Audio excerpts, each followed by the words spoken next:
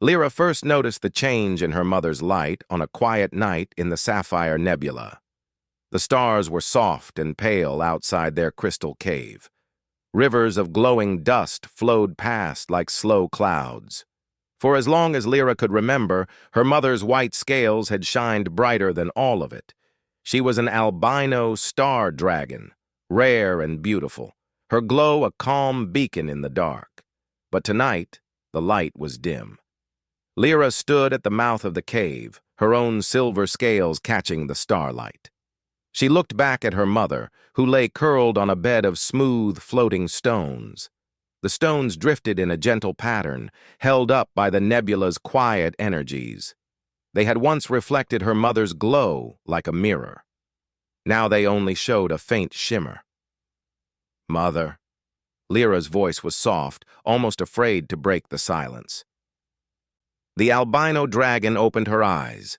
They were still kind, still full of warmth, but there was a tiredness there that made Lyra's heart feel heavy. "Yes, little star," her mother answered. Lyra walked closer. She could see that the pearly white scales around her mother's eyes were dull, almost gray at the edges. The glow that used to flow over her body like gentle water was flickering, as if it could fade at any moment. "Are you feeling weak again?" Lyra asked. Her mother took a slow breath. The air turned to a faint silver mist as it left her lungs, weaker than Lyra remembered from before. There had been a time when her mother's breath had painted shapes in the air, bright and strong like a living ribbon of light. "I am only a little tired," her mother said. "Do not worry. I have seen many cycles. It is natural to slow down." Lyra's tail twitched. She did not like that answer. "But you were not like this before. You moved so fast that the comets could not catch you. You sang with the stars. You danced around lightning storms." Her mother chuckled, a soft, gentle sound. "Those days were long ago. But you are still you," Lyra said. "You are my mother. You should not fade." A small silence followed. The nebula outside whispered, dust shifting in slow spirals. The universe felt too big, too quiet. Her mother's eyes closed halfway, as if even speaking took effort. "Sometimes light fades, little star. That is how the cosmos works." Lyra looked down at her own claws. They were steady and bright, edged with silver glow. Her wings were strong. She could cross whole star fields in a single long flight. The idea that something as bright as her mother could simply dim and stay dim felt wrong in every part of her. "Have you tried resting more?" Lyra asked quickly. "I can bring more comet ice, or we can move to a softer nebula. Maybe the gases here are not good for you, or—" Her mother reached out a paw and touched Lyra's shoulder. Her touch was warm, but Lyra could feel how careful she was being, how slow. "You have already done so much," the albino dragon said. "You bring food, you sing for me, you stay by my side. I am grateful." Lyra shifted closer, pressing her head lightly against her mother's neck. The scales there were smooth and cool. She could feel the faint thrum of her mother's inner light, like a soft pulse, uneven and weak. "It is not enough," Lyra whispered. "There must be something more I can do." Her mother did not answer right away. Lyra could hear her breathing, slow and measured. At last she said, "There are healers among our kind. I visited them long ago when I first felt my light change. They could not help much. They told me it was simply the way of my body, the way of being an albino dragon, that my glow might fade early." Lyra's eyes widened. "You never told me that." "I did not want you to worry," her mother replied. "You were still small then. You needed joy, not fear." Lyra pulled back and stared at her mother, her heart pounding. But maybe they were wrong. Maybe they did not know everything. "Perhaps," her mother said softly. "But they tried, and I was tired of trying things that did not work. I wanted to spend my time with you. Not chasing answers through cold space." Lyra understood what she meant, but she could not accept it. A stubborn flame lit inside her as she looked at the dim glow along her mother's spine. "What if—" Lyra hesitated, then said, "What if we do not go to a dragon healer at all?" Her mother tilted her head, curious. "What do you mean?" "What if we ask someone else for help?" Lyra asked. "Someone different, someone who sees the world in another way." Her mother gave a low hum. "Who would that be? The star singers? The nebula spirits?" "Humans," Lyra said. The word floated in the air between them. Humans. A strange species to most dragons. Small compared to dragons, fragile-looking bodies, short lives. And yet, they had built ships that could cross the dark like spears of light. They made stations that circled stars, and they laughed in the face of empty space. Even out here, at the edge of dragon territory, Lyra sometimes saw their ships as tiny lines of fire streaking far away. Her mother's eyes narrowed slightly, not with anger, but with concern. "Humans," she repeated. "You have been listening to stories again, little star." Lyra straightened. "I have, and the stories say they fix things, all kinds of things, not just ships. Not just machines. They fix problems no one else can fix. They think in ways we do not. They find paths we cannot see." Her mother smiled faintly. "Stories grow larger with each telling." "I know," Lyra said. "But I also know this. They do not give up easily. They keep trying until something works. They do not say, 'It is just the way things are,' and stop." Her mother looked at her for a long, quiet moment. The reflected nebula light danced in her pale eyes. "And you think a human could help me?" she asked. "I think someone might," Lyra answered. "There is a name I have heard on the star winds. Jace Elwyn, a human mechanic. Pilots say he repairs ships that others call hopeless. He makes broken things work again. They say he once rebuilt a vessel that had been in pieces, that he listens more than he talks, that he cares." "Oh?" Her mother's voice was light, almost teasing. "You have collected many details, I see." Lyra's tail flicked in slight embarrassment, but she did not look away. "I listen when traders come near the nebula. They talk on open channels. They do not think dragons are listening, but we are. I heard them speak of Jace. I remembered his name. I wrote it in the dust with my claws so I would not forget." Her mother laughed gently.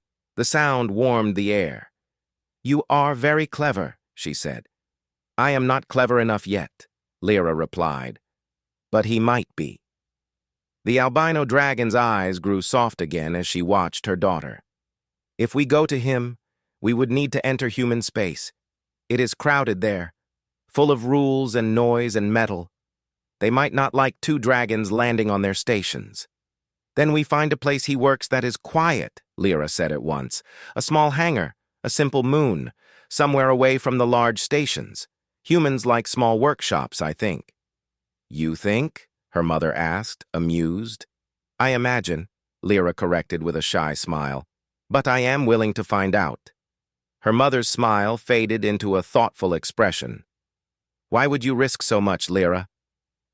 To fly into unknown space, to trust a human you have never met?" Lyra's answer came without pause. "Because you are my mother. I will go anywhere, ask anyone, if it might help you. If there is even a small chance, I must try." For a moment, her mother closed her eyes. When she opened them again, they were shining with something that was almost as bright as her old glow. Love. "You are braver than I ever was," the albino dragon said softly. Lyra shook her head. "No, I am only your daughter. I learned it from you." The nebula's dust stream shifted, sending a gentle breeze through the cave. Tiny fragments of glowing particles floated in, drifting around them like slow snow. They settled on her mother's scales and did not reflect as strongly as they used to, but they still made a soft, beautiful halo. Her mother sighed. "What if the human cannot help? What if you go all that way and nothing changes? Lyra felt fear tug at her chest.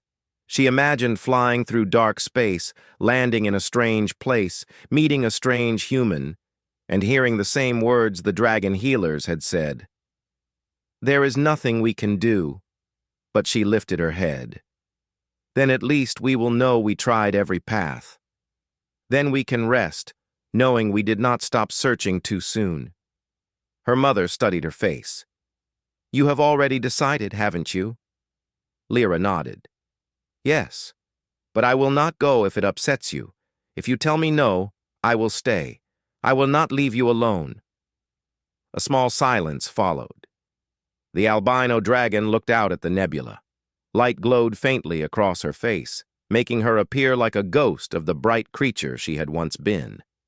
Then she looked back at Lyra, and in her eyes there was a quiet acceptance. I do not like the thought of you flying so far, she said, but I like even less the thought of you carrying regret. Go then. Find this Jace Elwyn. If he can help, bring him word of me. If he cannot, come back to me, and we will share whatever time I have left. Lyra's heart leaped with both joy and fear. I will not be long, she promised. Her mother smiled. Space is big, little star. Take the time you need. I will wait. Lyra pressed her forehead gently against her mother's. Their glows touched. For a moment, Lyra imagined her own light flowing into her mother, filling all the dim places and making them bright again. She wished it were that simple. Rest, Lyra said. I will bring back help. She stepped away and moved toward the edge of the cave. Outside, the nebula opened into a wide field of stars, each one a tiny promise. Her wings unfolded, silver and strong. Lyra, her mother called softly. Lyra looked back. Remember, her mother said, not all humans are the same. Some may fear you, some may not understand, but if this Jace is the kind you believe he is, then trust your heart. It has guided you well so far. Lyra nodded. I will. With one last look at her mother's resting form, Lyra leapt from the cave. The nebula wind caught her wings, and she soared out into the open sky. Starlight slid over her scales. The vastness of space stretched before her, mysterious and unknown. She felt a flicker of nervousness, but she did not let it grow. Somewhere out there was a human mechanic who fixed the impossible. Somewhere out there was a chance to bring back the light. The small moon called Orin 3 quietly circled its parent planet, glowing like a pearl in the dark. It was not a busy place. Only a few hangars, a repair dock, a simple landing field, and a stretch of soft gray sand. Traders liked it because it was calm. Pilots liked it because repairs there were honest and quick. And Jace Elwyn liked it because nobody bothered him while he worked. The human mechanic was inside his hangar when the morning lights rose across the moon's quiet surface. The doors were open, letting in the thin sunlight. His workshop smelled faintly of warm metal, clean tools, and the soft citrus oil he used to polish old ship parts. He hummed to himself as he tightened a small bolt on a transport's navigation core. Jace was not a man of big words or big gestures. His hair was always a little messy, his hands always stained with harmless grease, and his clothes forever carrying patches from old repairs. But his eyes were bright, calm, and curious. When most people saw a broken machine, they only saw a problem. When Jace saw one, he saw a puzzle waiting to be understood. He smiled as the navigation core lit up in his hands. There you go, he whispered, as though it were a living thing. You just needed someone to listen. He set the glowing core on the table and wiped his hands, unaware that something extraordinary was approaching. Outside the hangar, the air trembled gently. At first, Jace thought it was only the breeze shifting across the metal roofs. Then he felt a soft vibration under his boots, a deep, rhythmic hum, like a slow heartbeat echoing through the ground. He looked up, confused. A shadow swept across the sunlight. Then another. Jace stepped outside the hangar, shielding his eyes with one hand. Above him the sky shimmered with something bright and silver, a shape so large and graceful that it momentarily stole all sound from the air. A dragon. A real dragon. Its wings spread wider than any ship Jace had ever repaired. Its silver scales caught the light like moving mirrors, sending shimmering reflections across the ground. As it descended, its landing stirred soft clouds of moon dust around its feet. For a moment, Jace simply stared, breath caught somewhere between awe and disbelief. Dragons were known, of course. They traveled distant sectors and kept mostly to their own kind. But to see one here, on this quiet moon, only a few meters from his workshop, it felt unreal. Yet, as stunning as she was, his eyes widened further when he saw the second shape on her back. Another dragon. This one was smaller, lying weakly against the silver dragon's shoulders. Her scales were white, so pale they almost looked like frost under soft morning light. She glowed faintly, like a lantern burning low. The silver dragon landed with careful steps, making sure not to jostle the dragon she carried. She lowered herself gently. The albino dragon slid slowly down onto the moon's surface, her body trembling with exhaustion. Jace felt something shift inside him. Surprise changed to concern. The sight of the second dragon's dim glow made his heart tighten, not with fear, but with sympathy. The silver dragon turned her head toward him. Her eyes were bright and steady. A touch of nervousness flickered behind them, but she stood tall, wings folded close to her body. "Are you Jace Elwyn?" she asked. Her voice echoed softly in the thin atmosphere, clear, gentle, and musical. Jace blinked. He had heard stories about how dragons spoke, but hearing it directly was something entirely different. He swallowed, nodded once, and answered, "Yes, I'm Jace." The silver dragon seemed to relax slightly. "I am Lyra," she said, "and this is my mother." Jace looked at the albino dragon again. Her eyes were open, warm, but tired. Her glow flickered softly like a candle fighting against a breeze. Lyra spoke again, her voice steady but filled with worry. "She is unwell. Her light has been fading for many cycles.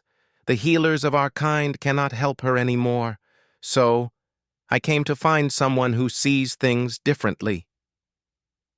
Someone who does not give up." Jace felt his heart beat hard against his ribs. No one had ever said words like that to him before. He was just a mechanic, one who worked on small ships and tiny engines, nothing grand or legendary. But the sincerity in Lyra's voice, her hope, made it impossible to think of himself as just anything. He took a small step forward. "I don't have magic," he said softly. "And I've never worked on, well, someone like your mother."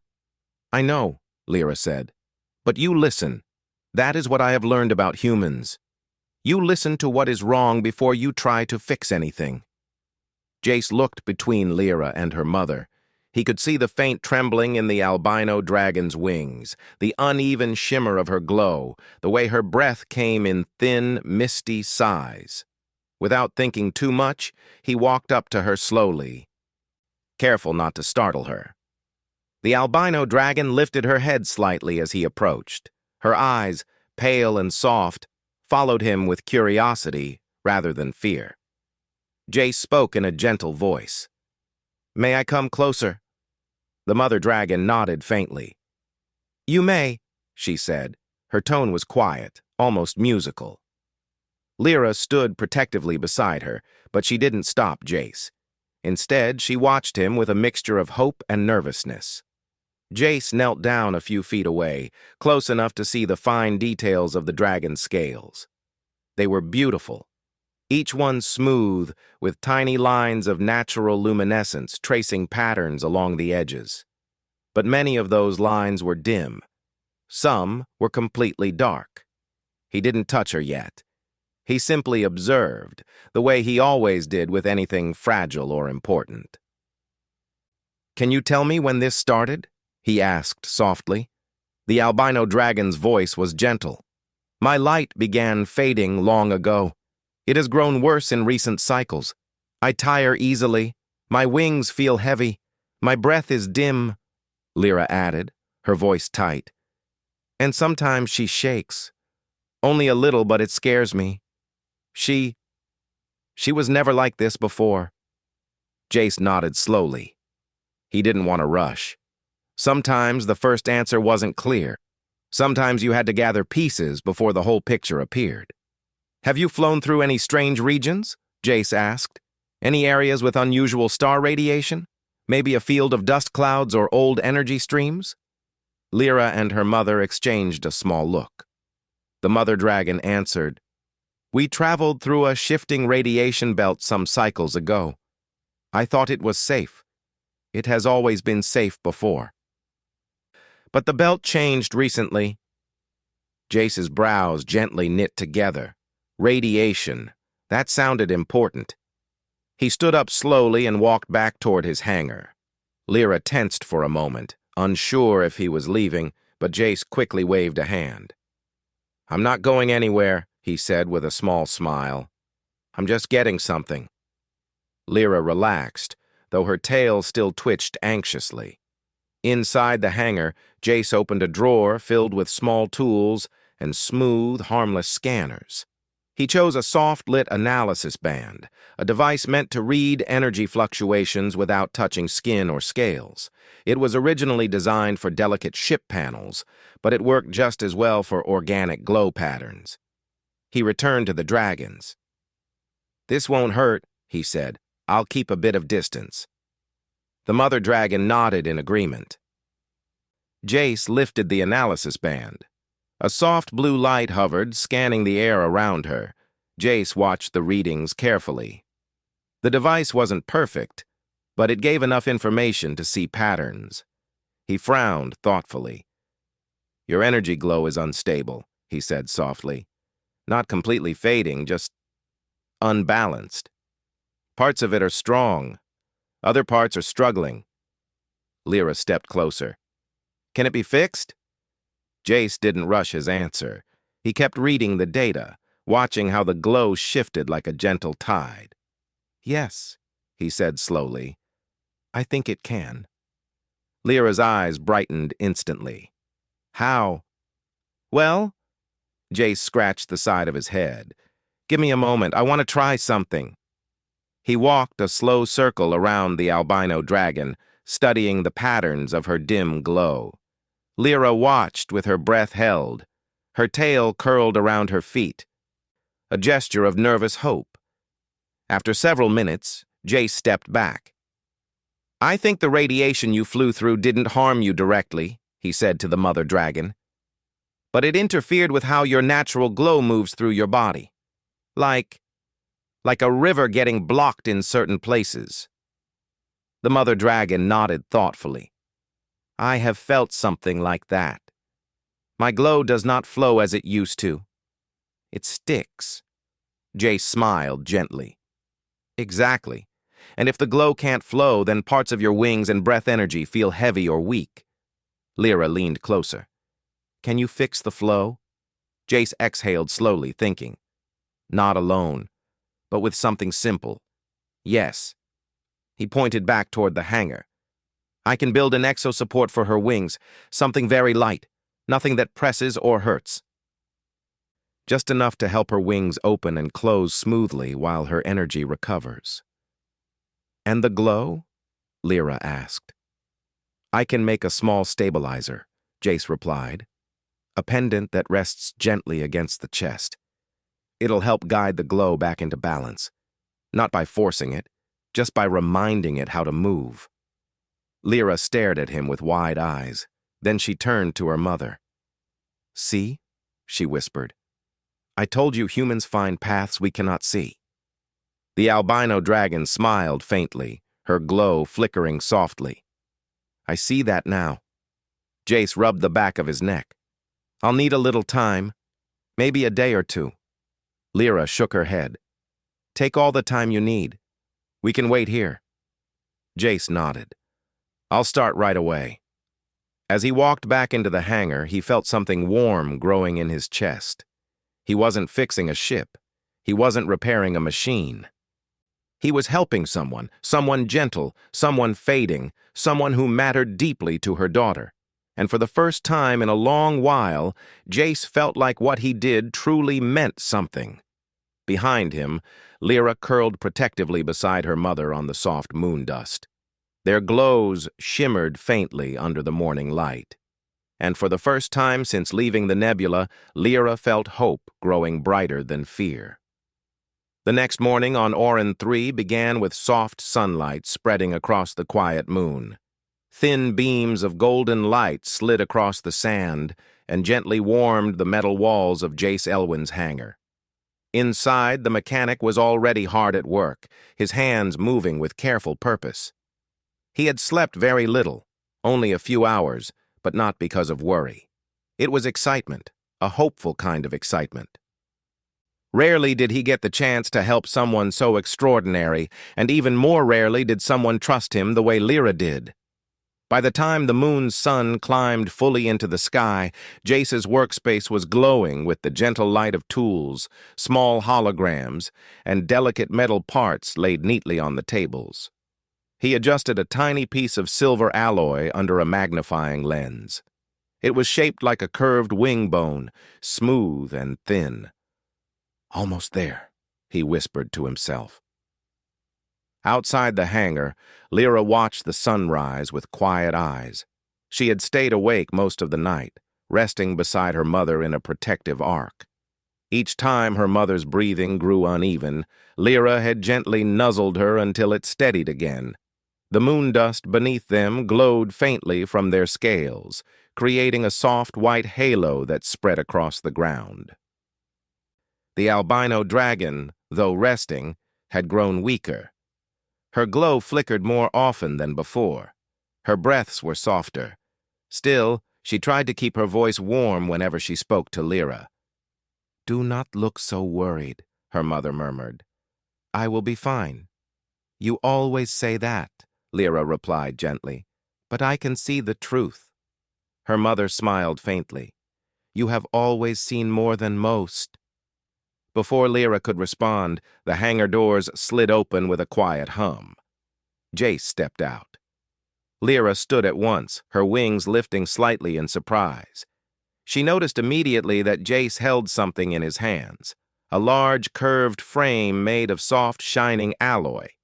It was delicate, shaped with smooth bends and no sharp edges. It shimmered faintly in the light, almost like a silver ribbon. Jace stopped a few steps away from the dragons, giving them space and respecting their comfort. "I finished the first part," he said. "It's the wing exo-aeroframe. It's very light. I tested the balance. It should move with her wings instead of fighting them." Lyra looked at the device with deep gratitude. "You worked fast." Jace smiled shyly. "I work faster when something really matters." The albino dragon raised her head slightly. Her voice was soft but clear. "May I see it?"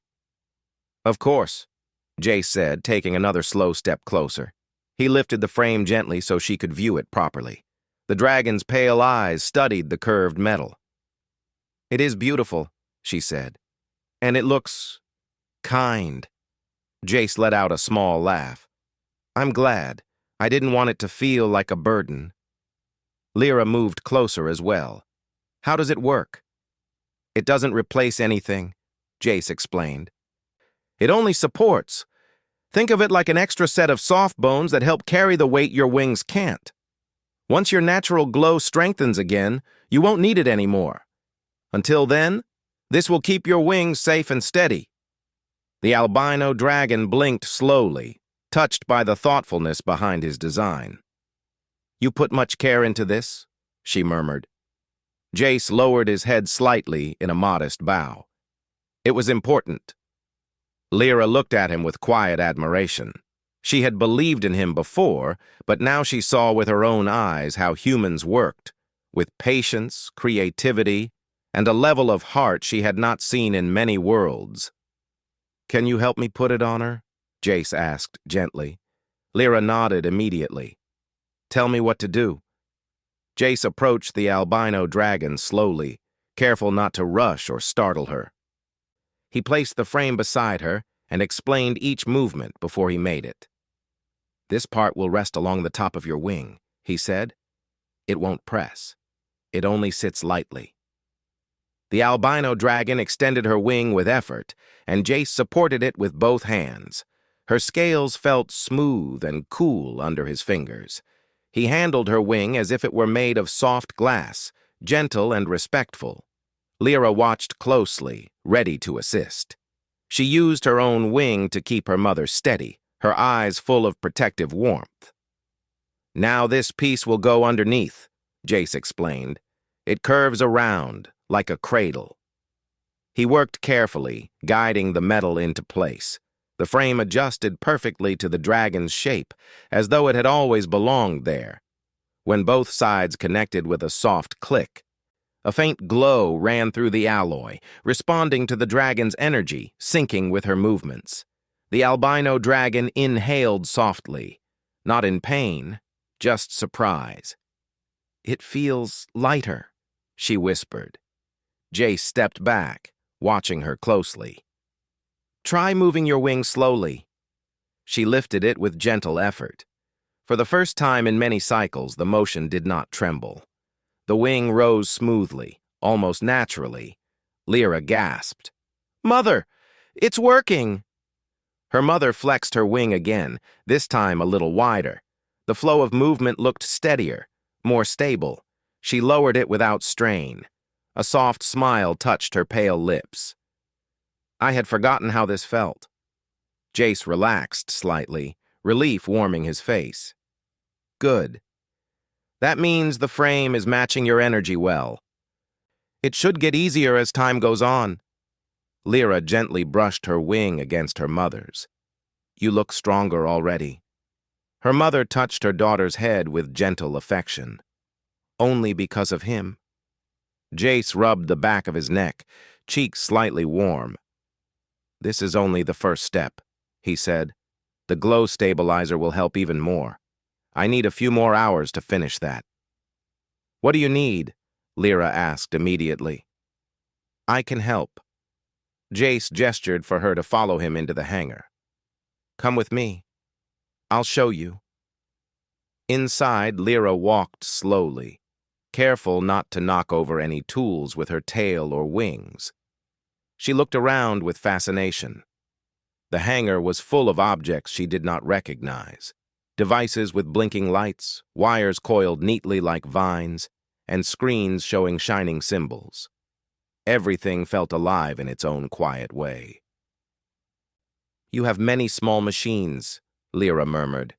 They look like little spirits sleeping. Jace laughed. I guess they do look like that. He walked to a long table where the half-finished energy pendant rested. It was shaped like a soft teardrop, smooth and silver. At its center was a small crystal that glowed softly. Lyra leaned closer. It's beautiful. But how does it help? Jace tapped the crystal gently. This reads energy patterns, not to change them, just to guide them. Your mother's glow has forgotten how to move freely. This crystal will help remind it. How? Lyra asked. By matching the rhythm of her natural energy, Jace explained. Like when two singers match their voices, the stronger voice helps the weaker one find balance. Lyra's eyes softened. Humans really do think differently. Jace shrugged gently.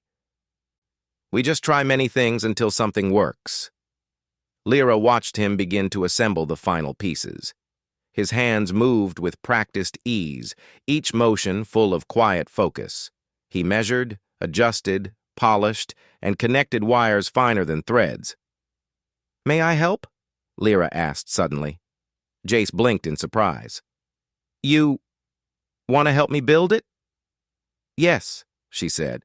This is for my mother. I want to be part of it. Jace looked at her for a moment, then nodded warmly. Of course. He handed her a small metal plate. Can you hold this steady? Just there. Lyra carefully pinned it down with one claw, making sure not to scratch it. Her claws were sharp, but her control was delicate. Jace smiled. Perfect. He added another piece, and Lyra held wires in place. Together, Humyn and Dragon worked side by side, creating something neither could have made alone. After some time, Lyra asked quietly, "Jace, why do you help us so much? You do not even know us." Jace paused for a moment, then answered simply, "Because you asked for help, and because I could see how much you care. When someone loves that deeply, it's impossible not to try." Lyra felt something warm fill her chest. Gratitude, respect, maybe something even deeper, a realization that kindness could cross any distance, even between species. "You have a good heart," she said softly. Jace gave a gentle smile. "I'm just doing what feels right." Hours passed. The pendant slowly took its final shape, smooth, glowing, and warm to the touch. At last, Jace lifted it from the table. "It's ready." Lyra stared at it with shining eyes. "Let's bring it to her." Back outside, the albino dragon rested with her wings folded gently in the new frame. When she saw them approach, her faint glow brightened with curiosity. Jace stepped forward and held the pendant in both hands. "This is the stabilizer. It won't force anything. It will only guide your glow." The albino dragon lowered her head gracefully. "Place it on me." Jace moved carefully, setting the pendant just below her throat where her natural glow was weakest. The moment it touched her scales, the crystal pulsed softly, matching her breath, syncing with her rhythm. A warm, gentle light flowed through her chest, then down her wings, then across her entire body. Lyra gasped softly. Her mother's dim glow steadied. It grew, not bright, not overwhelming, but steady, calm, balanced. Her mother inhaled deeply for the first time in many cycles. "It feels peaceful," she whispered, "like my glow remembers itself." Lyra's eyes brimmed with emotion. "Mother, you look better." Jace smiled quietly. "This is just the beginning." The albino dragon looked at him with deep gratitude. "Thank you, Jace Elwyn. You have given me hope again." Jace shook his head gently. "No, your daughter did. I only followed her courage." Lyra lowered her head with quiet humility, but her eyes shined brighter than any starlight. For the first time since they left the nebula, she allowed herself to believe, truly believe, that her mother would be all right. Soft morning light touched the surface of Orin 3, bathing the quiet moon in warm gold. A peaceful stillness hung in the air, like the universe itself was holding its breath, waiting to see what would happen next. Lyra stood beside her mother, watching her carefully. It had been only a few hours since Jace placed the stabilizer pendant on the albino dragon's chest, but already something felt different in the air. Her mother's glow, once faint like a dying ember, now flickered gently, as though waking from a long sleep. Lyra did not move. She hardly breathed. She didn't want to disturb anything that might be healing. Jace, standing a short distance away, watched as well. He held a small data pad in one hand, but he wasn't reading it. He was observing just like Lyra, quietly, respectfully, and with hope. The albino dragon opened her eyes slowly. Lyra leaned forward at once. "Mother, are you awake?" Her mother blinked once, twice, then lifted her head with a smooth, controlled motion, so smooth that even Jace widened his eyes a little. "Yes, little star," the albino dragon said softly. "I am awake." Her voice had changed. It sounded clearer, warmer, no longer weighed down by heavy breaths and fading energy. The glow along her neck and spine pulsed gently, steady and confident, like a river flowing in its rightful path. Lyra's eyes glimmered with tears she didn't let fall. How do you feel?" Her mother looked down at her own body, watching the soft waves of light that moved naturally once again. "Lighter," she said, "as though a weight has been lifted from inside me. My chest, it no longer feels tight. And my wings." She extended one wing slowly. Lyra gasped.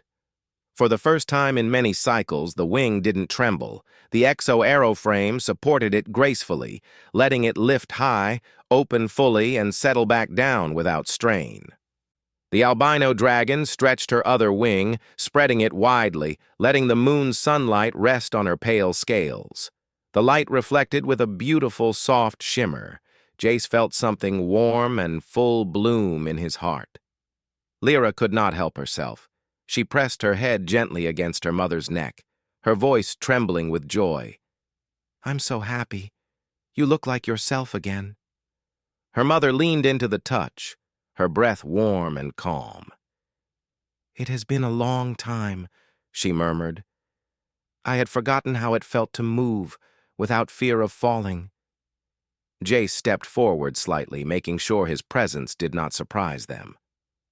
"The stabilizer seems to have synced perfectly," he said. "Your glow is following its natural rhythm again." The mother dragon turned her gaze to him, her eyes shining gently. "You have done more for me than anyone has in many cycles." Jace smiled shyly. "You and Lyra helped too. If you hadn't been so patient and gentle, the pendant would not have matched your energy so easily." Lyra looked at Jace with deep gratitude. "You don't give yourself enough credit." Jace rubbed the back of his neck. "Maybe. But healing takes more than tools. It takes trust. You gave me that." The albino dragon's glow brightened softly as she lowered her head toward Jace. "It takes kindness as well, and you have that in abundance." Jace felt his cheeks warm at the praise. "I'm glad I could help." As the sun climbed slowly, warmth settled into the moon's gentle surface.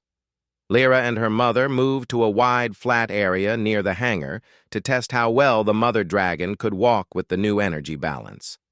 Jace walked beside them, checking details on his datapad, but always keeping his attention on her movement. "Take your time," he said softly. "Slow steps, no rush." The albino dragon nodded and took her first step. Her foot sank lightly into the soft moon dust. Her muscles moved easily beneath her white scales. Her glow pulsed comfortably in rhythm with each breath. Another step, then another. She paused, surprised. "I do not feel the heaviness," she said quietly. "That's a good sign," Jace said. "It means the flow of energy reached your legs too." Lyra watched her with glowing eyes. "Try a circle," she encouraged gently. Her mother walked in a slow arc, her tail swaying slightly. She lifted her wings a little for balance, and the frame supported them perfectly. After a full circle, the albino dragon returned to Lyra's side and lowered herself to sit. "I feel almost like I once did," she whispered. "Almost?" Lyra asked. Her mother smiled faintly. "My strength is not fully back, but I can feel it returning." Jace nodded in agreement. "You'll need rest and gentle movement. Your body is healing, but it's still recovering from a long period of imbalance." Lyra touched her mother's wing with a soft brush of her own. "We will rest as long as needed." Jace hesitated for a moment, then said, "Would you like to try a short energy breath?" Lyra's eyes widened. Her mother looked thoughtful. "Just a small one," Jace added. "Nothing too strong. I only want to see if your glow stabilizes during a natural energy release." The albino dragon breathed in slowly. Light shimmered over her scales. She exhaled gently. A soft mist of silver light flowed out, smooth, steady, and glowing like the first rays of dawn. Lyra watched in awe. It was not strong like before, but it was beautiful, far more stable than it had been for a long time. Her mother smiled. "I had feared I would never breathe light again." Jace lowered his datapad, his voice warm. You will breathe much more light soon. This is just the beginning. After the small test, the dragons returned to the shade near the hangar.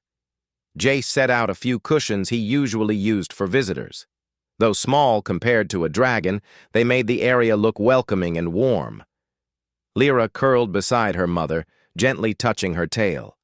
The albino dragon rested her head on her paws, glowing softly. Jace sat a short distance away, not wanting to intrude, but also wanting to be present if they needed anything. For a long time, none of them spoke. Silence felt peaceful. At last, Lyra broke it gently. Jace, earlier you said this was only the beginning. What do you mean? Jace leaned back on his hands, looking up at the soft sky. Your mother's glow was blocked for a long time. The stabilizer helped organize it. The exoframe supports her wings, but full recovery takes more time. It will come slowly, like rebuilding a gentle river. Will she be able to fly again? Lyra asked softly. Jace looked at the albino dragon's wings, then at her glowing eyes. Yes, he said with calm certainty. Not today. Maybe not tomorrow. But one day soon, yes. Lyra let out a long, trembling breath of relief. Her mother smiled faintly. You speak with confidence, Jace. I've seen many things heal, he replied. Machines, engines, people, and now dragons. Healing is slower than breaking, but it's possible. The albino dragon closed her eyes, enjoying the warm sunlight on her scales. Your words are comforting. Jace shrugged gently. They're true. For a while, they simply sat together under the warm sky. The quiet moments felt special, full of shared hope and the simple comfort of being near one another. Later, Lyra noticed something interesting. Mother, your glow is brighter in the sunlight. Her mother opened her eyes and looked down at her scales. It is, Jace nodded. That makes sense. Your glow is a kind of natural energy. Sunlight probably helps your body gather strength. Lyra hummed thoughtfully. Then we should stay outside during the day. It will help her recover faster. Jace smiled. You're already thinking like a healer. Lyra laughed softly. Maybe I've been learning from you. Jace felt an unexpected warmth in his chest. He didn't usually think of himself as a teacher, but hearing those words felt meaningful. The albino dragon looked toward the open sky and spoke gently. I never imagined humans would be so kind. Our stories always said humans were loud, fast, and constantly rushing. But you are calm, patient, gentle. Jace chuckled. Humans come in many types. Some rush, some break things, some fix things, and some just try their best. Lyra gazed at him with steady eyes. You're the kind that makes things whole again. Jace looked away with a small, embarrassed laugh. I don't know about that. The albino dragon whispered. I do. For a moment, Jace didn't know what to say, but he didn't need to. A gentle glow flowed from the pendant. The albino dragon breathed steadily, peacefully, her body shining softly under the sun. Lyra rested her head against her mother, finally allowing herself to relax, and Jace felt a quiet joy settle in his heart, a sense that this moment, small and simple as it seemed, was something precious. As the sun slowly began to set, painting the sky with soft pink and gold, the albino dragon lifted her head once more. Lyra, she said gently, do you know what I feel? Lyra looked at her with concern. What? Strength, her mother said. Not much yet, but enough to try something small. Jace sat up quickly. What do you want to try? The albino dragon smiled softly. I want to stand with both wings open, fully open, just once. Lyra nodded eagerly. I'll help. She stood beside her mother as the albino dragon rose gracefully. Her legs were steady. Her glow, though gentle, was sure. She spread her wings.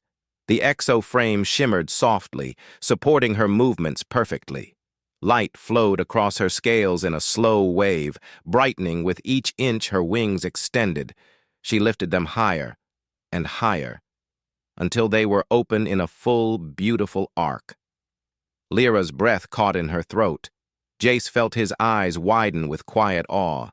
The albino dragon stood tall, glowing softly against the evening sky, like a living piece of the sunset itself. Her voice was filled with emotion. I had forgotten how the sky feels on my wings. Lyra pressed her forehead to her mother's shoulder. You're coming back, Mother. I can see it. Yes, her mother whispered. I feel it too. And Jace, standing quietly beside them, knew that this gentle awakening was only the beginning of something even brighter. The soft evening light slowly faded from the sky of Orin 3, leaving behind a quiet silver glow that shimmered across the moon's surface. A gentle breeze carried the cool night air, brushing over the sand, over the hangar walls, and over the resting forms of Lyra and her mother. The albino dragon lay peacefully, with her wings folded neatly at her sides. Her glow, once fragile, flickering, and weak, now flowed steadily across her scales like a calm river. It was gentle, not bright yet, but strong in a quiet way. The stabilizer pendant at her chest pulsed in a soft rhythm, matching the even rise and fall of her breath. Nearby, Lyra sat with her tail curled under her. She kept glancing at her mother, unable to stop smiling. Each time the albino dragon moved her wing or shifted her posture without strain, a soft joy bloomed in Lyra's heart. Jace stood a little distance away, wiping down his tools one by one, though half his attention stayed on the two dragons. He wasn't working anymore. Not really. He was simply keeping his hands busy while watching something beautiful unfold. As the sky darkened, Lyra finally spoke, her voice gentle but full of emotion. Mother, how do you feel? The albino dragon opened her eyes slowly. They glowed softly in the moonlight. I feel peaceful, she said, more than I have felt in a long time. Lyra's wings trembled with relief. I was afraid. Before we came here, I thought I might lose you. Her mother nuzzled her gently. You never lost me. My light dimmed, but my love never did. And now, thanks to you and Jace, my light is waking again. Lyra looked at Jace with warm, shining eyes. You helped her find it. Jace raised both hands modestly. You both did the hard part. I only built a few tools. The albino dragon laughed softly, a warm, melodic sound that drifted through the night air like a gentle song. You act as though anyone could have done what you did. Jace shrugged shyly. I just tried until something worked. And that, the albino dragon said kindly, is a rare gift. Later, when the stars filled the sky like diamonds scattered across velvet, Lyra stood and stretched her wings. Mother, she said softly, do you feel strong enough to try something small? Her mother tilted her head, curious. What do you wish to try? Not flying, Lyra said quickly.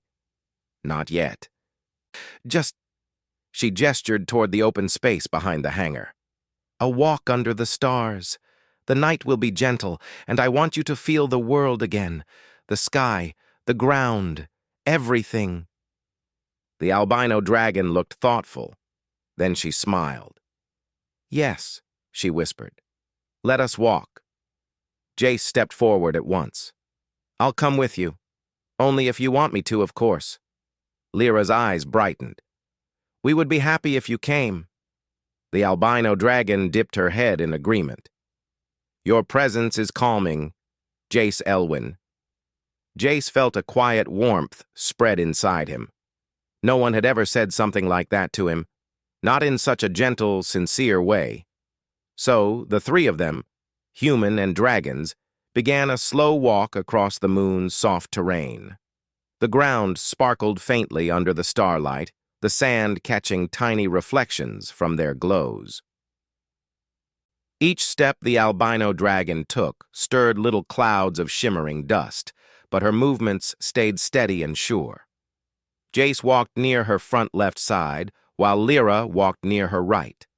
It felt like a peaceful procession across a quiet world, guided only by the gentle hum of the night. After a few minutes, the albino dragon breathed in deeply. "The air feels clean," she said. "Gentle. My lungs do not feel pressured anymore." Lyra nodded eagerly. "Your breath sounds smooth. I can hear it clearly." Jace checked the stabilizer pendant with a soft scan. "Your energy flow is holding perfectly," he said happily. "Your body is accepting the new balance." The albino dragon turned her head toward him. "Your tools speak in soft tones. They do not frighten me." Jace chuckled. "They shouldn't. I try to keep everything gentle." Lyra suddenly laughed, a bright, happy sound that echoed softly across the quiet moon. "That is because you are gentle." Jace blinked a few times, caught off guard. "I guess I try to be." "You succeed," Lyra said simply. Her mother added, "You have given us a kindness we will never forget." Jace rubbed his arm nervously, unsure how to respond. He had fixed many things in his life: engines, ship hulls, tiny communication devices. But this, helping someone heal, giving a mother and daughter hope again, felt different, bigger, beautiful in a way that touched him deeply. When they finished their slow walk, the albino dragon stopped and looked toward the sky. "The stars feel closer tonight," she whispered. Lyra pressed her wing lightly against her mother's. "Perhaps your glow is reaching out to them again." The albino dragon looked down at the pendant resting on her chest, glowing softly like a warm heart. "This little device carries great compassion." Jace smiled shyly. "It only works because your energy accepted it. It followed you. It didn't lead you." The albino dragon gazed at him with grateful eyes. "Even so, a kind hand set it in place." Jace felt something soft and full inside his chest. He bowed his head respectfully. Later, the three returned near the hangar. Lyra and her mother settled on the smooth ground. Jace sat nearby, leaning against the cool metal wall of his workshop. Silence settled again, a comforting kind of silence that didn't need to be filled with words. After some time, the albino dragon spoke softly. "Lyra, Jace, may I share something?" Lyra looked up immediately. "Of course," Jace nodded gently. "Anything you want." The albino dragon lifted her head slowly. Her glow shimmered in the soft night. "I have lived many cycles. I have flown through storms, sung with stars, and danced with comets. I believed I had seen all the wonders the universe could offer." She paused, her eyes warm as they moved between her daughter and the human mechanic. "But today, I found a new wonder." Lyra's ears perked. "What wonder?" The albino dragon smiled, soft, bright, full of emotion. "Kindness," she whispered. "A kindness that crossed worlds, a kindness that changed my fate." Jace felt his breath catch. Lyra's eyes grew watery with gentle tears. "You save more than my glow, Jace Elwyn," the albino dragon continued. "You saved the bond between mother and daughter. You allowed us to hope again." Jace swallowed softly. "I only did what anyone should do." Lyra shook her head slowly. "Not everyone would. Some would turn away. Some would be afraid. Some would not care."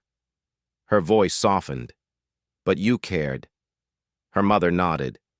"And because of that, our story is different now." Jace lowered his gaze, overwhelmed in a quiet, beautiful way. No one had ever thanked him like this. Not with such sincerity, not with such heart. A gentle breeze brushed across them. The moon's soft light made the sand sparkle like a field of tiny stars. Lyra spoke suddenly, her voice full of warm excitement. "Mother, when you are strong again, do you know what I want?" The albino dragon smiled. "What, little star?" "I want to take you flying," Lyra said. "Not far. Just enough to feel the wind, enough to feel free again." Her mother's eyes shined. "I would like that very much." Jace added softly, "And I want to see it. I want to see you both take the sky together." Lyra turned to him with a gentle smile. "You will. We promise." The albino dragon lowered her head until it rested near Jace. Her voice was warm and full. "If you ever need us, if you ever call, we will come. Dragons do not forget kindness." Jace stared at her, quietly moved. "And I won't forget you." Lyra leaned closer. "You are part of our story now, a part we will carry forever." Jace nodded slowly. "That means more than you know." As the night grew deeper, the stars sparkled brighter. Lyra and her mother curled together, their soft glows blending like two gentle moons touching. Jace watched them with peaceful eyes. He didn't want to disturb the moment. He didn't want it to end, but eventually he stood and began to quietly tidy his tools. Before he could enter the hangar, Lyra called softly, "Jace?" He turned. "Thank you," she whispered, "for everything." Her mother added gently, "You have a place in our hearts." Jace gave a small, heartfelt smile, "And you have a place in mine." The story did not end with grand celebrations or loud displays. It ended quietly, softly, beautifully. A moon, a mechanic, a daughter and her mother. 3 lives that met by chance and changed each other forever. As Lyra and her mother drifted peacefully into rest, their combined glow lit the night like a warm beacon, and Jace Elwyn, standing at the hangar door, whispered to himself with a smile, "Humanity's greatest strength is heart." Dr. Alina Mercer stayed beside the Girath with a sense of steady focus, even as the creature's aura flowed over her like a warm yet heavy tide. She kept her breathing calm and her hands steady, knowing that sudden movements or uncertainty might cause the creature more stress.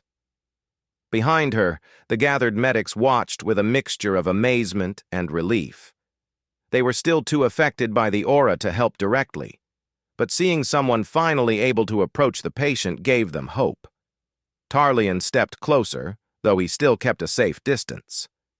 "Dr. Mercer," he called gently, "can you read any details from your scanner?"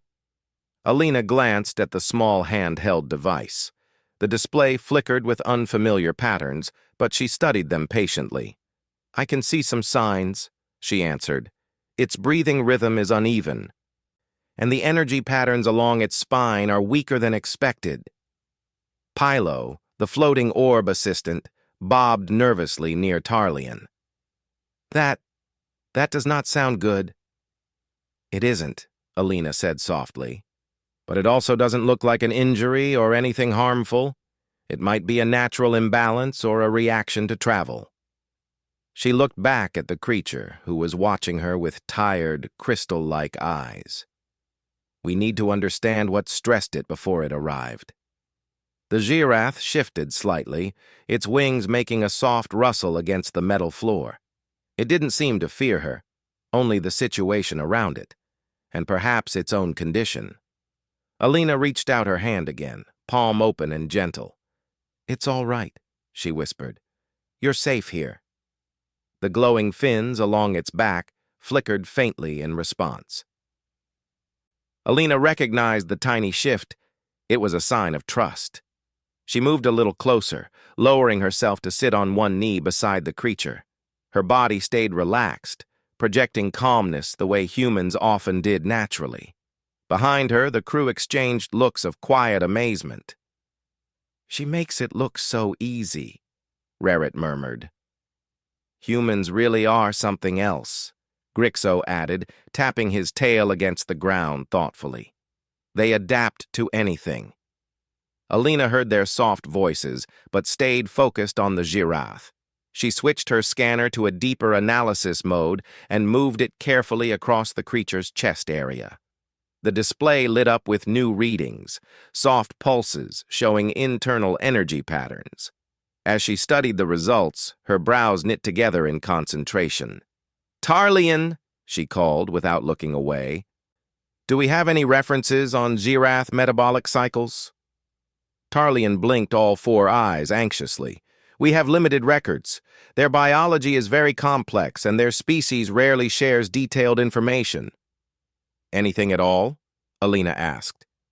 "I will check," Tarlian replied, quickly turning toward a nearby console.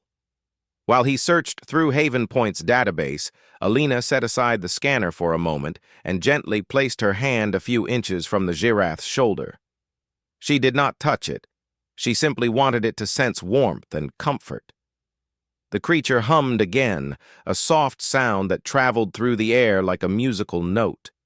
It seemed to steady its breathing whenever Alina spoke or moved slowly. "You're strong," she told it with a soft smile. "You made it all the way here, so that means you didn't come for nothing. We'll help you, I promise." The Girath lowered its head onto the floor, eyes slowly closing. It wasn't shutting down. It was relaxing, resting, trusting her presence. Tarlian hurried back from the console with a datapad in his hands. "Dr. Mercer, I found something. A cultural file from a previous diplomatic visit by a Xyrath representative." Alina accepted the datapad and scanned through the information quickly. Much of it described behavior and communication patterns, but a few sections gave hints about physical signs of discomfort. "So their energy patterns change when they're anxious," she murmured. "That might explain the irregular glow." "Yes," Tarlian said, "and the file suggests that long-distance travel can sometimes disrupt their internal balance." Alina looked up. "That could be exactly what happened here." She turned back to the Girath and spoke softly, even though she wasn't sure how much it understood her words. Tone and calmness mattered more. "Did your journey trouble you?" she asked gently. "A long flight can be tiring, can't it?" The creature opened its eyes again, and for a moment, Alina saw something that made her heart soften. There was fear, yes, but more importantly, there was hope. A fragile spark waiting for guidance. Pilo floated closer but stopped after a few meters, unable to move through the aura. "Alina," it asked with a quiet chime, "how can you stay so calm near it?" Alina smiled faintly. "Humans are used to strong sensations, loud noises, bright lights, crowded places. We learn to adjust quickly. This aura is intense, but it's not harmful." "Just big." The medics exchanged glances of understanding. They knew many species struggled with overstimulation, and the Girath's natural energy field was one of the strongest known. But humans were different. Tarlian nodded thoughtfully. "Your presence seems to soothe it." Alina shrugged humbly. "I'm just trying to be gentle." She used her scanner again, adjusting the frequency to read internal rhythms. The display shifted to show a clearer picture, and she slowly pieced together the signals. "It looks like its energy pathways are misaligned," she said. "Not blocked, just unbalanced." "That sounds treatable," Tarlian said with relief. "It might be," Alina agreed. "But I need to understand what caused the imbalance in the first place." The Girath made a soft, weak sound, almost like a sigh. Alina leaned closer, her voice warm and reassuring. "Hey, can you show me anything? A sign? A sound?" She knew many species could communicate through subtle gestures, even without shared language. The creature slowly lifted one wing and tilted it slightly toward her. The motion was small, but it carried meaning. Alina studied the pattern of its scales.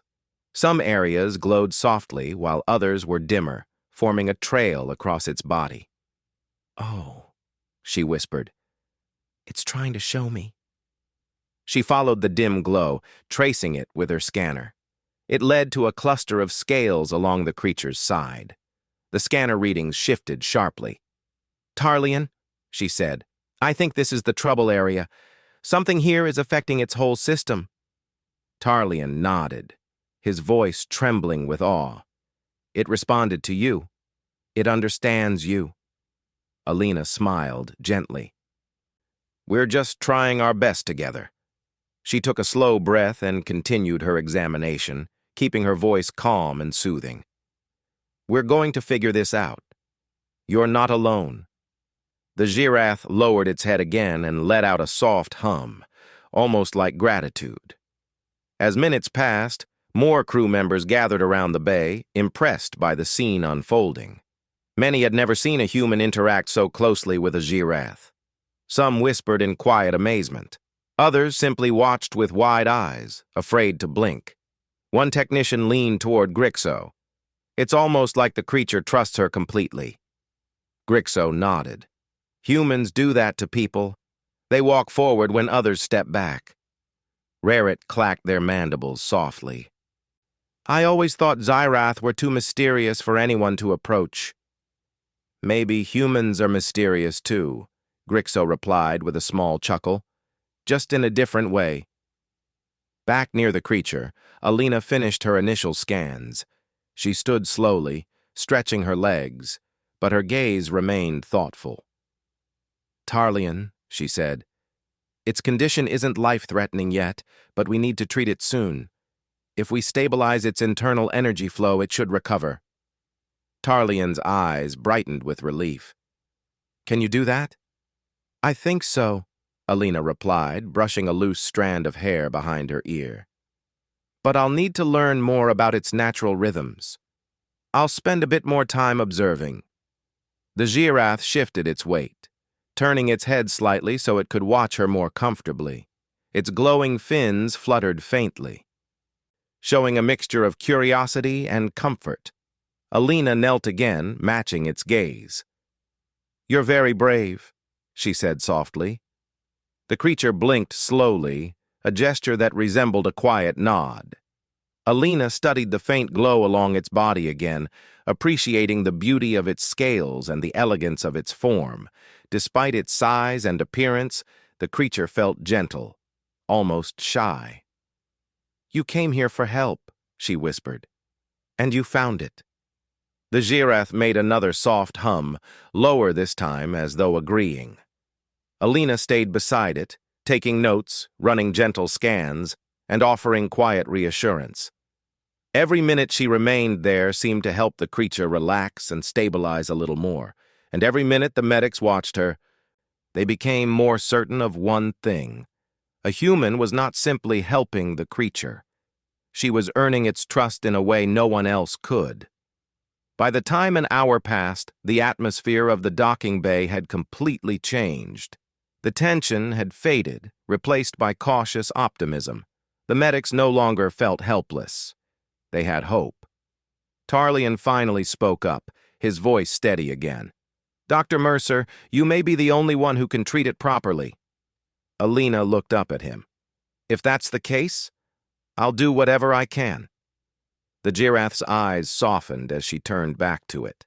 She gently rested her hand near its head, not touching, but close enough to offer warmth.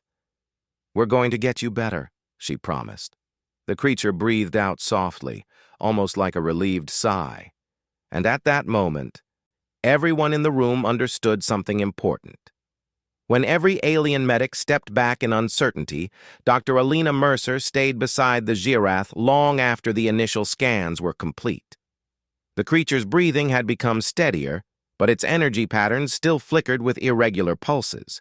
It was clear that the real work had only just begun.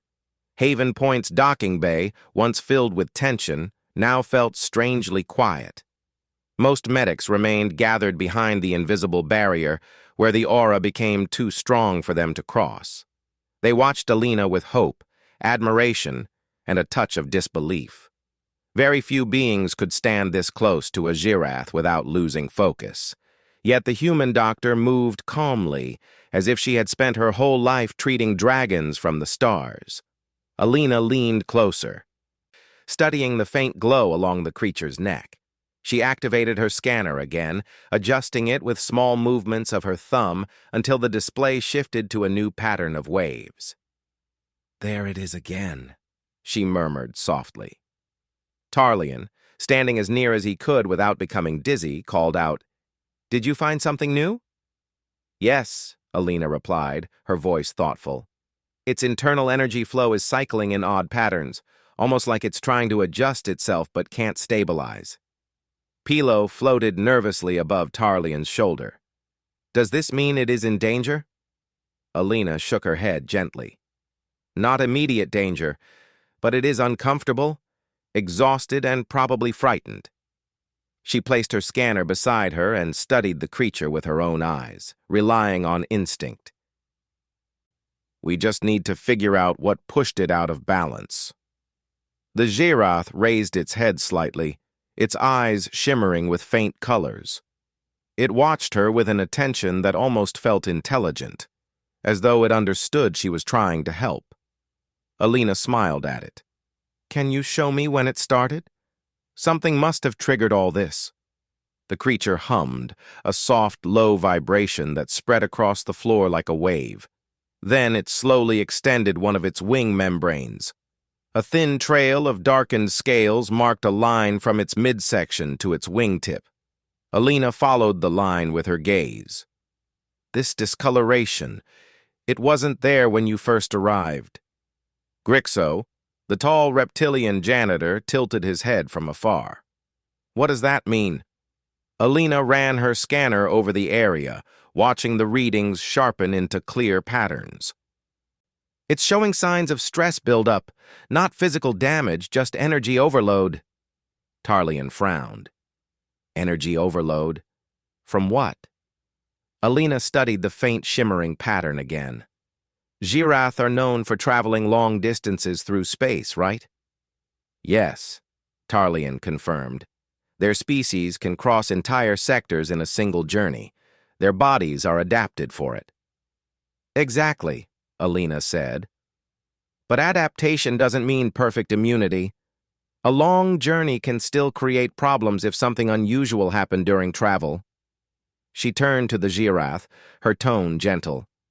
"Did something change during your flight?" The creature blinked slowly. Then it shifted its heavy tail and lifted its head a little higher, releasing a soft flutter from its bioplumes.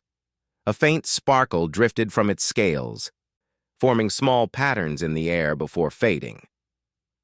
"What is it showing us?" Pilo asked, fascinated. Alina watched the floating particles carefully. They formed a swirling shape, wide at first, then narrowing sharply. "It looks like a warp tunnel," she said slowly. "Did you travel through one that shifted suddenly?" The Girath's eyes brightened in agreement. Tarlian looked surprised. A warp shift can disrupt delicate internal rhythms. For most species, it causes mild discomfort, but for a Girath, it could throw off their entire energy cycle, Alina finished. "Exactly." The medics murmured among themselves. The creature had likely endured a sudden warp distortion, something rare but not impossible. Even peaceful travelers could be caught in minor space anomalies that confused their biological systems.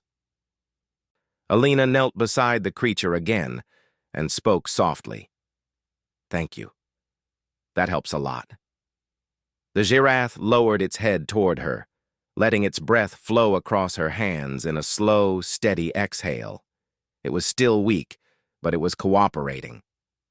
Tarlian stepped closer by another cautious foot, fighting the aura's influence. "If that is the cause, how do we treat it?" Alina tapped her chin thoughtfully. "A warp shift wouldn't leave physical harm, but it would confuse the internal energy patterns. We need to stabilize them, guide them back into their natural rhythm." "Can your human senses detect that?" Pilo asked curiously. "Not exactly," Alina said with a soft laugh. "But humans can sense patterns even in strange environments. We adapt quickly, and if I can stay close enough without being overwhelmed, I can monitor the changes directly." Reret clacked their mandibles from the side. You mean, you can match your behavior to its energy? Something like that, Alina replied. I'll try to regulate its environment and calm its system. The Girath let out a soft note, almost melodic, and the glow along its spine shifted slightly. Alina noticed immediately. There, she said quietly. It's reacting whenever I speak calmly. Tarlian's eyes widened. So verbal reassurance helps realign its energy. Not exactly realign, Alina corrected gently, but it lowers the tension. That makes it easier for the internal pathways to settle. She turned to the creature again. You're doing really well. Just breathe slowly. Let everything settle. The Girath mirrored her slow, calm breaths. Its glow brightened by a fraction, becoming steadier. Alina placed her scanner lightly against the floor and began speaking in a soft, rhythmic tone. You're safe. You're among friends. Nothing here will harm you. Let your energy flow gently, like waves returning to shore. The creature's fins fluttered, then relaxed. Its breathing deepened, syncing with her voice. The docking bay grew even quieter as every alien present watched with held breath. Grixo whispered, It's like she's guiding a star creature with nothing but words. Tarlian nodded with quiet awe. Humans truly possess remarkable emotional influence. Alina continued speaking softly, carefully studying each shift in the creature's glow. Good. That's good. You're adjusting well. The patterns are smoothing out. After several minutes, she lifted her scanner again. The readings were clearer now, less irregular, more balanced. We're making progress, she said with relief. Its internal cycles are finally responding. Is that enough to stabilize it? Tarlian asked urgently. Not yet, Alina answered. But it's a strong start. The real treatment will require restoring the natural energy flow. I'll need to create a gentle environment that supports its healing. Tarlian rubbed his forehead. That may take hours. That's all right, Alina said with determination. We'll do it step by step. She looked at the Girath, who gazed back at her with a steady, trusting expression. Its eyes were less clouded now, more focused. You knew something was wrong, she said softly. So you came to the closest medical station. That was very smart. The creature made a low, warm sound, and a faint shimmer passed across its scales. Alina interpreted it as a response, a grateful one. While she continued to work, Haven Point's crew adjusted to the changing atmosphere. The fear that had filled the bay earlier was replaced by curiosity and admiration. Some crew whispered, humans don't just survive strange situations. They help others survive them too. Her calmness is affecting the whole room. This might become one of the station's most memorable events. Others simply watched silently, feeling a sense of unity they hadn't expected. After another half-hour of observation, Alina stood up and stretched. Its energy imbalance is clearly linked to the warp shift. I can stabilize it, but I'll need some help. The medics straightened, ready to assist however they could. Tarlian asked, What do you need? A quiet space with controlled lighting, Alina replied. Something soothing and warm air. Girath respond well to gentle warmth. We can prepare an isolated treatment room, Tarlian offered immediately. One away from heavy equipment. Alina nodded. That's perfect, but I will have to guide it there myself. The aura may still be too strong for the others. You're the only one who can manage that, Tarlian said gratefully. The Girath slowly lifted its head as if sensing a change coming. Alina smiled at it gently. We're going to move you soon, she told it. Just a short distance. I'll stay with you the whole time. The creature blinked with clear understanding. Alina placed her palm near its cheek, providing warmth and reassurance. You're strong. You made it through the warp shift. Now you're going to get better. The Girath released a soft, peaceful hum. a sound that felt like a calm breeze drifting across the bay. And every alien present felt the same undeniable truth settle in their hearts. Dr. Alina Mercer stood up slowly, stretching her back after nearly an hour beside the giraffe. The creature's glow had grown more stable, its breathing calmer and deeper. Even its aura, once overwhelming to every alien in the docking bay, now felt softer, gentler, almost peaceful. But Alina knew this stability was temporary. The giraffe still needed proper treatment, something that would fully restore its internal energy cycle, and she was the only one who could safely guide it through the process. Tarlian hurried over, still keeping a respectful distance from the aura's edge.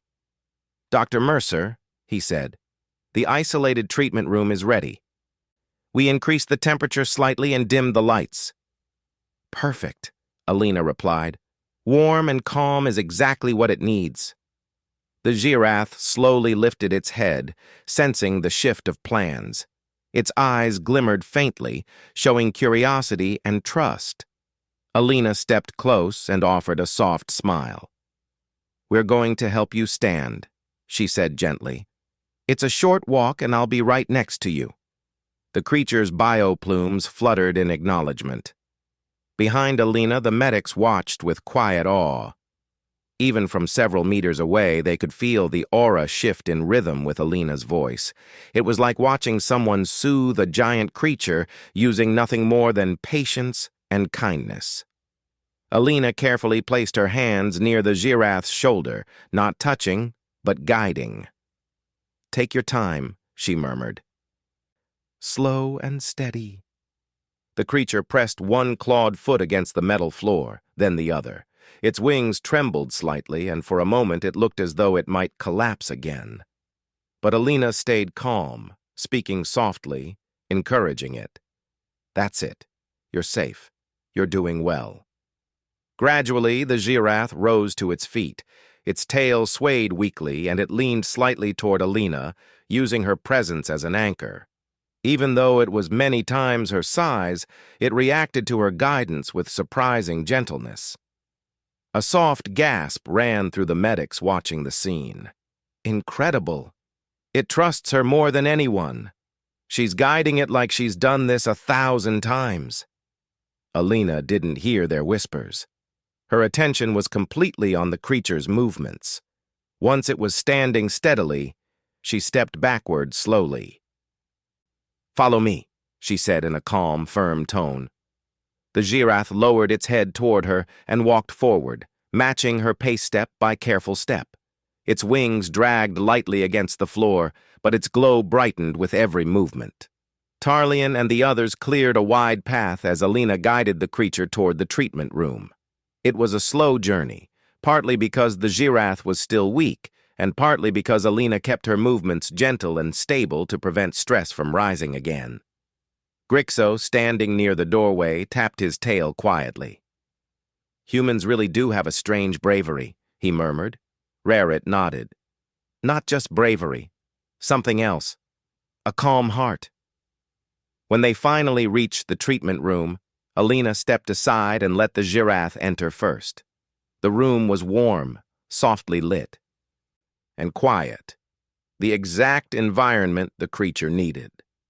Alina followed inside, and the door closed behind them. The medics remained outside, watching through the transparent panel. They couldn't enter without being overwhelmed, but they could observe.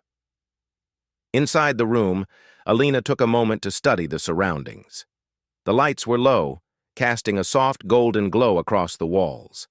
The temperature was higher than the bay, creating a comforting environment for a species adapted to warm, energy-rich climates. The giraffe settled onto the padded floor, its breath slow and steady. Its glow reflected warmly against the walls. "Good," Alina said softly. "You're comfortable here." She knelt beside it again and activated her scanner. The readings were clearer now that the environment was controlled. The irregular patterns still existed, but they were slowly shifting into a softer rhythm. "We need to stabilize your internal energy," Alina explained, speaking both to herself and to the creature. Your body knows the rhythm. I'm just going to help guide it back. The giraffe's eyes fluttered open, watching her with trust. Alina took a slow breath. This was the most delicate part of the process. She couldn't rely on medical equipment alone. Giraffe physiology was too complex for standard tools. Instead, she had to rely on subtle cues, natural instincts, and an understanding of emotional rhythm. All right, she said gently. Let's begin. She placed her hands a few inches from the creature's chest, feeling the gentle waves of energy that pulsed beneath its scales. Humans had no natural ability to sense energy fields the way some species did, but they were excellent at noticing patterns, and Alina noticed something instantly. The pulsing rhythm was uneven, too fast in one part, too slow in another. It reminded her of a tired heartbeat struggling to stay steady. Your system is trying to fix itself, she whispered, but it needs help. She began speaking in a soothing, rhythmic tone, keeping her voice steady and calm.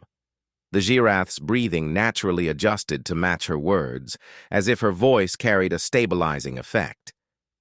Outside the room, Tarlian whispered, What is she doing? She is helping it regulate, Pilo answered, sounding amazed. Alina continued her work, carefully adjusting the position of her hands. She followed the glow along its scales, watching how each gentle shift influenced the pattern.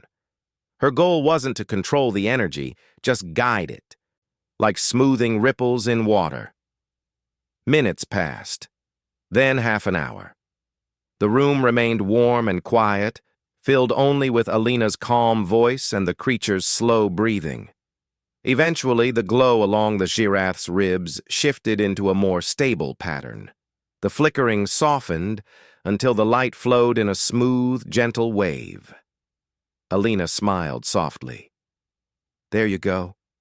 That's the rhythm you're looking for. The creature lifted its head slightly, releasing a small, peaceful hum. Its bioplumes brightened, glowing with a steady, healthy light for the first time since it arrived. You're doing great, Alina told it warmly. She checked the scanner again. The readings showed clear improvement, energy flow smoothing out, internal balance returning. The creature's stress levels had dropped significantly. Alina sighed in relief. Outside the room, the medics started cheering quietly. Even though they were too far to hear what she said inside, they could see the change through the glowing fins and smoother breathing. Tarlian looked as proud as if the success were his own. She did it, he whispered. She actually did it. Raret clacked their mandibles happily.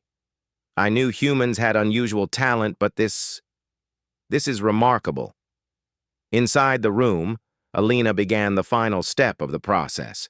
She placed her palm gently over the air above the creature's heart line, a respectful gesture of calm guidance. This is the last part, she said. Just stay relaxed. She continued speaking in a soft rhythm, helping the creature maintain the pattern its body naturally preferred. The giraffe's glow brightened even more, filling the room with gentle light. The creature made a soft noise, something warm and deeply grateful. Its eyes softened, and it lowered its head beside her, resting peacefully. You're welcome, she whispered. I'm glad I could help. After another few minutes, she slowly withdrew her hands and sat back, watching the creature rest comfortably. Its glow had returned to a strong, steady pattern. Its breathing was deep and calm. The treatment had worked.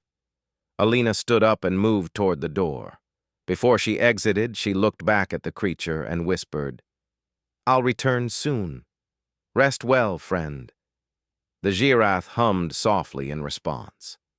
When Alina stepped out of the treatment room, the medics immediately surrounded her, though still careful not to get too close until the aura faded completely. Tarlian's voice trembled with admiration. Dr. Mercer, you brought it back from the edge of collapse. Alina smiled, wiping a bit of sweat from her forehead. It wasn't just me. The environment, your preparations, it all helped. But the creature itself did most of the work. I only guided it. No, Grixo said firmly. You did what no one else here could do. Raret nodded eagerly. Your calmness restored it. Your patience. Your voice. Your presence. Alina looked back at the glass panel. Inside the room, the Girath rested peacefully, bathed in warm light, its scales glowing like quiet stars. She felt a gentle warmth in her chest.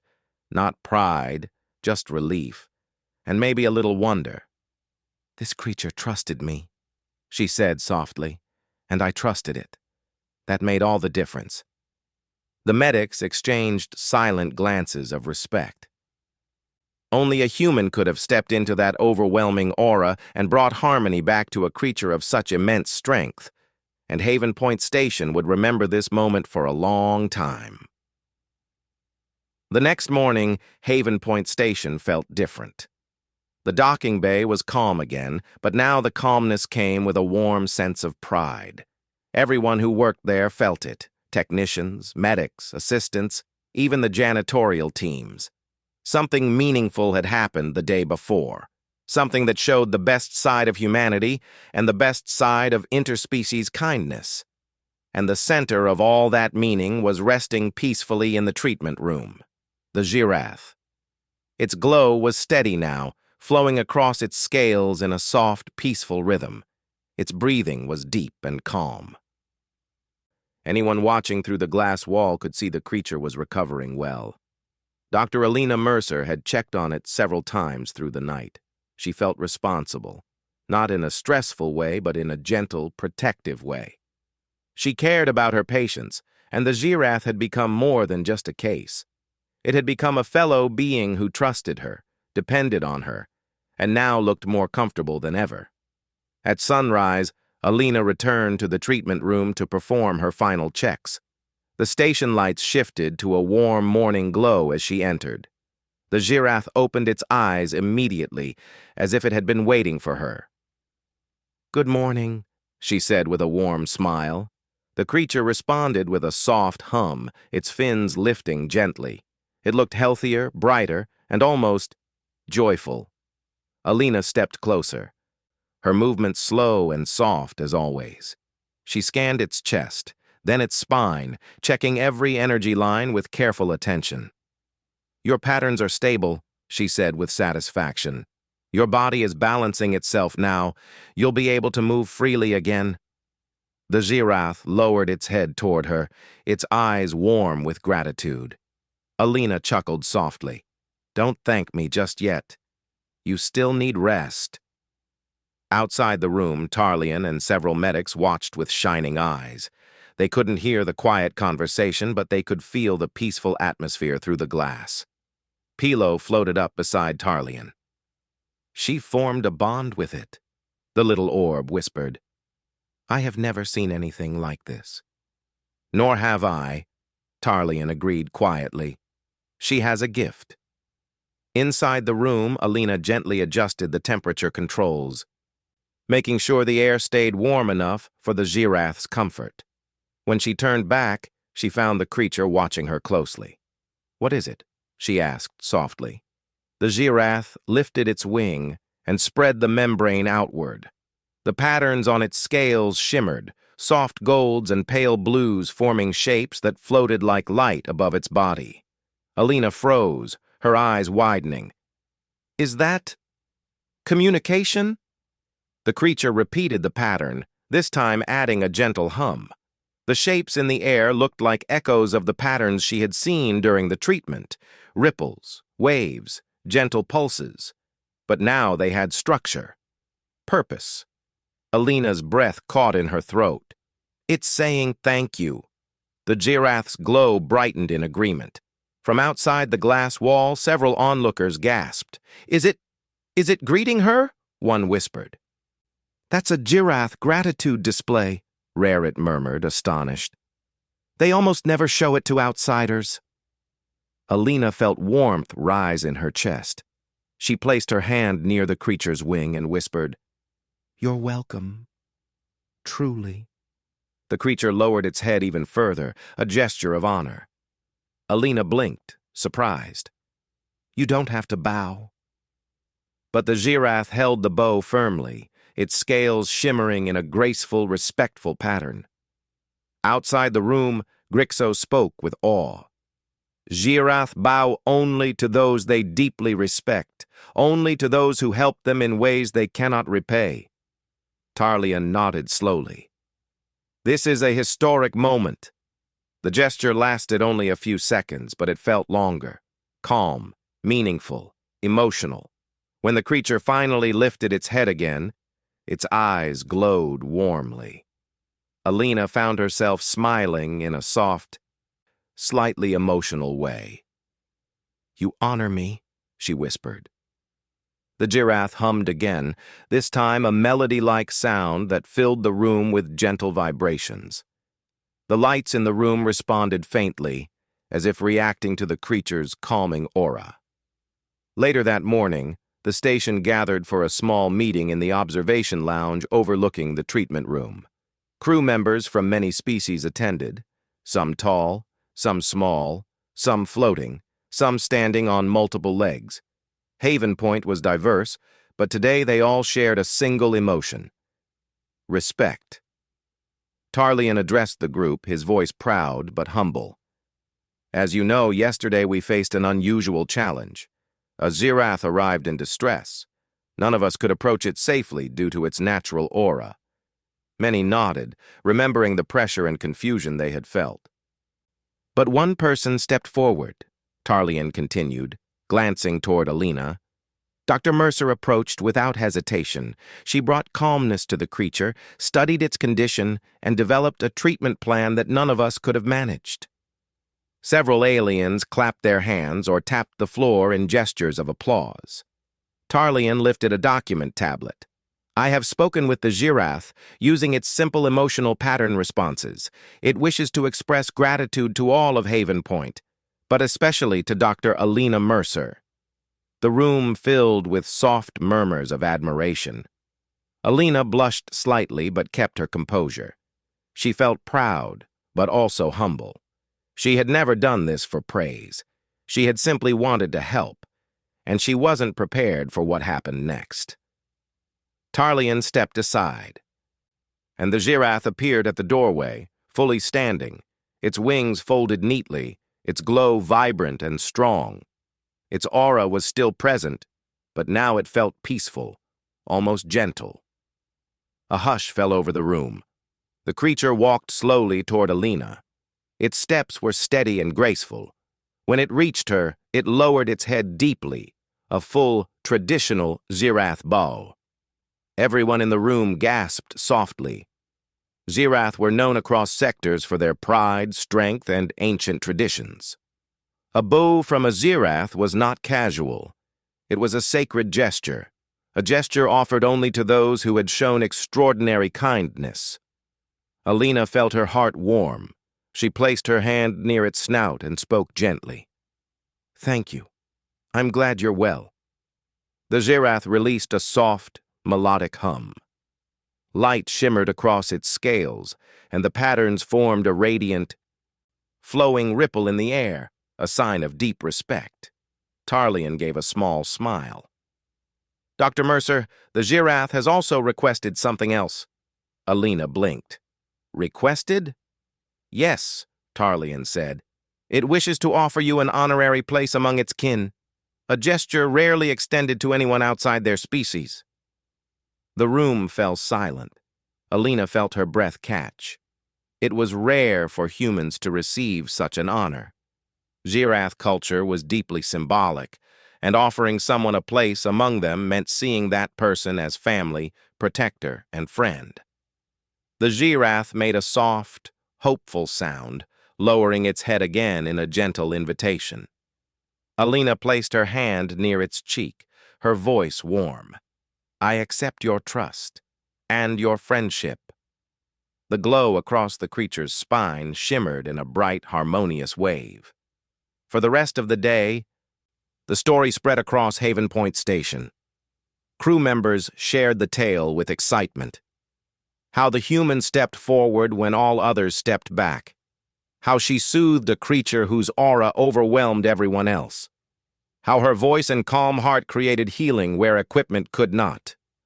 How the Giraffe honored her in return. Visitors who arrived later asked to hear the story firsthand, amazed by the tale of the human doctor who helped a cosmic dragon-like being. Even the Giraffe, once a mysterious and intimidating presence, had become a symbol of peace and gratitude. Whenever it passed through the halls, carefully, slowly, crew members greeted it with respect. And it responded with gentle hums or soft glows of appreciation. As for Alina, she remained humble, continuing her work as she always did. But everyone treated her with deeper admiration, and the Giraffe, whenever it saw her, would lower its head and let out a soft, warm sound, its personal way of saying, "You helped me when no one else could." And on that station, across all species and cultures, one truth became a favorite saying: